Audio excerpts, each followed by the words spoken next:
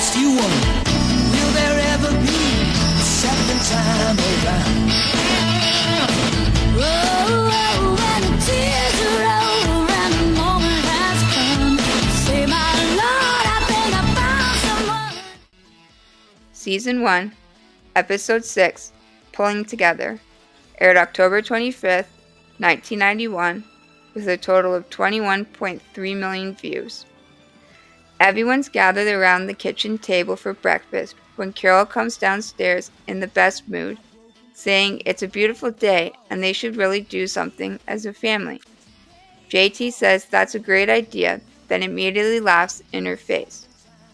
One by one, everyone bails on her, and poor Carol's left with only Brennan, who says he has to go see his friend's turtle.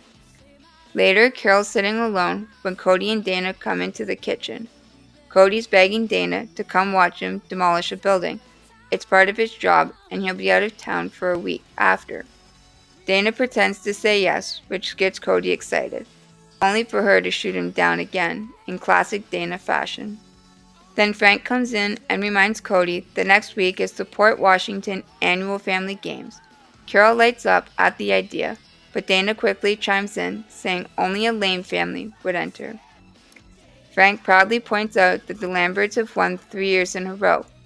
Cody realizes he can't make it this year since he'll be out of town, and Frank says he'll be missed. Carol sees this as a perfect family bonding opportunity, but Frank is secretly worried that Carol's kids might ruin the streak since they're not, well, exactly sports people.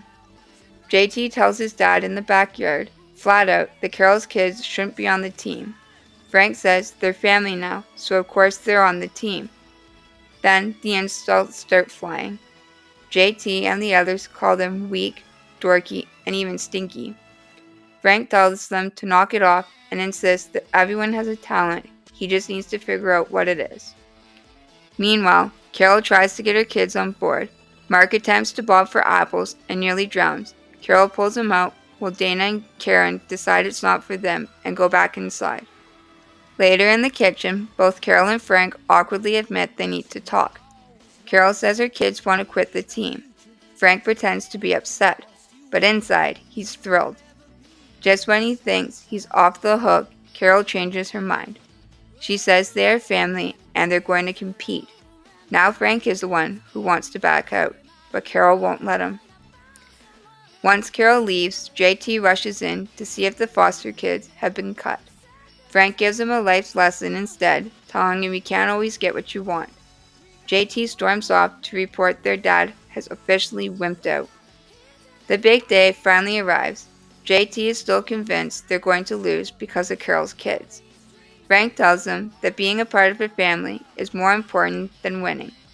Just then, their longtime rivals, the Larson family, show up and start making fun of them. Carol and the others arrive, and Al immediately worries they're about to be eaten for lunch. The games begin. Mark takes on the high striker, but ends up falling backward with the mallet. The Larsons laugh. Karen runs in the relay race, but stops when she breaks a nail. Off to the side, Carol wonders how they're still in second place. Frank admits he likes winning because it's the only time he gets praise, unlike his day job. Carol thinks that's ridiculous and says she wants her to teach her kids to work together.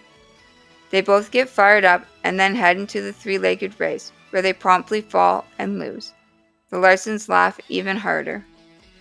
The Larson boys call JT a loser, and JT fires back with, "It ain't over till the fat lady sings," prompting a very awkward comeback.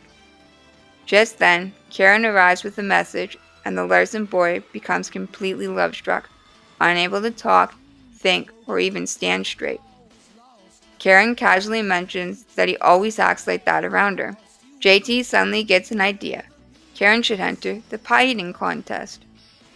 To everyone's surprise, she does. She even kisses the Larson boy beforehand, putting him in a daze. In the final moment, she eats one blueberry and wins the whole thing. That's when Frank finally starts to notice his team is coming together.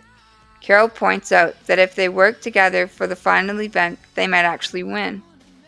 The tug-of-war game begins, and the rope goes back and forth as both teams pull with everything they got. Just when it looks like all hope is lost, Cody shows up on his motorcycle and joins in. The Larsons protest, but Cody quickly lies and says he's Dana's fiancé. And just like that, the Lambert Foster family wins. Although, in my opinion, Cody probably shouldn't have been allowed to join last minute. He wasn't there when the game started, and Frank didn't register him because he thought Cody was out of town. But hey, it made for a fun ending.